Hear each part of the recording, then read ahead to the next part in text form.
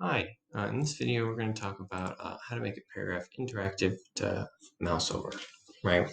So we want to have a paragraph here. If we want all paragraphs to have a certain feel to them, say we'll give them a color, color blue, font family Helvetica, right?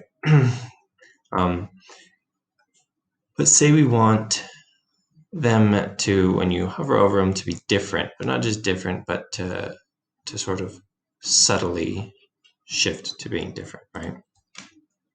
And what we'll do is we'll first use this syntax here, p:hover.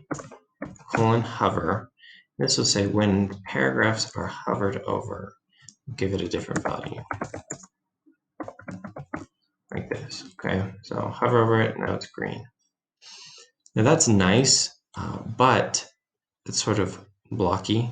See how it just immediately goes to that? We can use transitions. And we'll put the name of the property we want to transition, color, and we'll say over the period of 0.25 seconds, a quarter of a second. And now it will more slowly do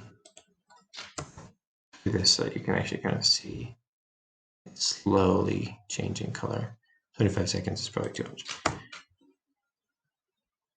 Yeah. So maybe 0.5 and more slowly transitions. We can also change its size, font size,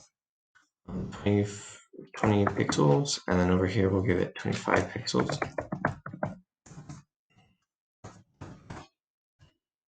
And we'll put that in the transition as well with a comma, font size, 0.25 seconds, same amount. Here, that would just sort of give it a little bit more prominence here for a second as we put our mouse over it. And because we put this under paragraph, this will apply to as many paragraphs as we decided to put in here, right? So it gives this nice effect where the paragraphs are sort of interactive. You can obviously do this with different colors and specific, more specific properties that fit with your website, but it's a nice effect.